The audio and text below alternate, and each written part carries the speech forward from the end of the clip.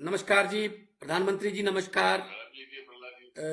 राजनाथ सिंह जी हमारे defence minister और मेघवाल जी, प्रहलाद जोशी जी, सिंह हम भगवंत मान, member of parliament from Lok Sabha Sangrur से, पंजाब से। तो बड़ा सबसे पहले आपका बहुत धन्यवाद कि आपने सभी दलों की मीटिंग में सभी को बराबर का मौका मिल रहा है बोलने का।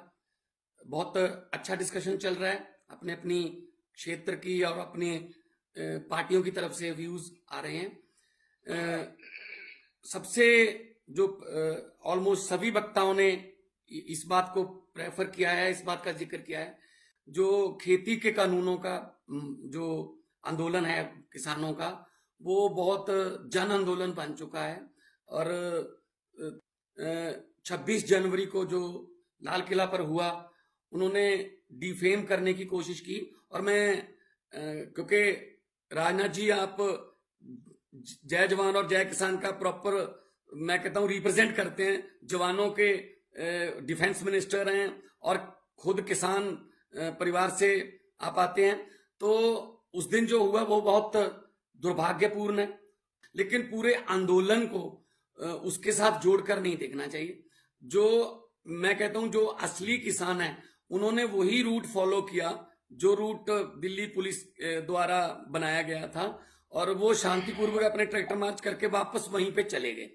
तो कुछ जो इधर दिल्ली की तरफ आए, कैसे आए उनको, हालांकि आम दिनों में भी लाल किला जो है वहां पे बहुत सिक्योरिटी टाइट होती है, लेकिन 26 जनवरी का विशेष दिन, उस दिन लाल किला जैसे लग रहा था कि लावारिस पड़ा है। तो कैसे वो आए, कैसे उनको अलाउ किया गया, जो भी उन्होंने काम किया, तिरंगे का अपमान हुआ।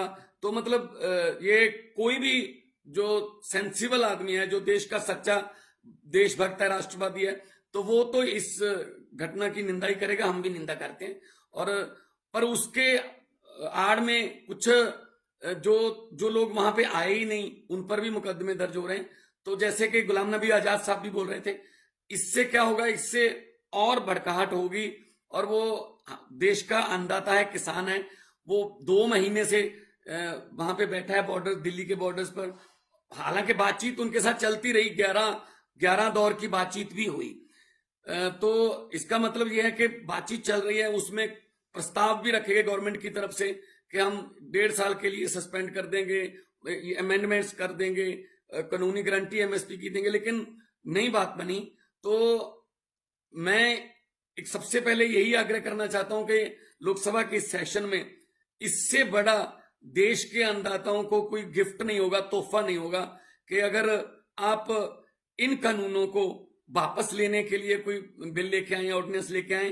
क्योंकि सुप्रीम कोर्ट ने जितना इंटरफेयर करना था वो कर चुके हैं, और क्योंकि पार्लियामेंट में बिल बने थे तो पार्लियामेंट वापस कर सकते हैं। माननीय प्रधानमंत्री जी, अगर उनको पहले इतनी बातचीत बिल लाने के पहले की होती तो शायद ये दिन ना देखने पड़ते।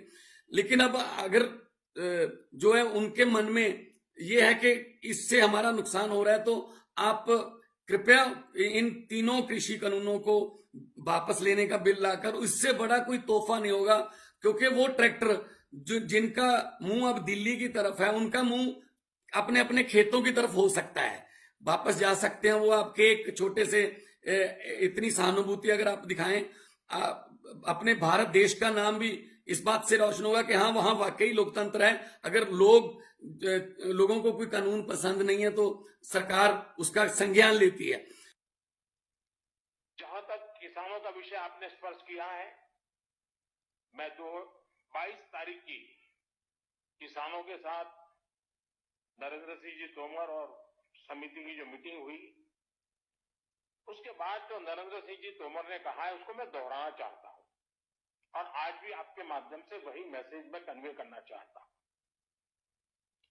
नरेंद्र सिंह जी ने सभी किसान आंदोलन से जुड़े लोगों की मीटिंग में कहा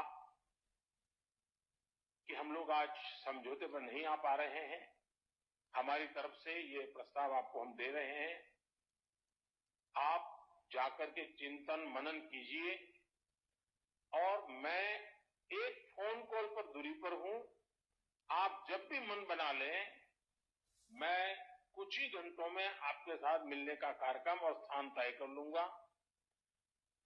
भारत सरकार का वो प्रस्ताव आज भी वैसे का वैसा खड़ा है।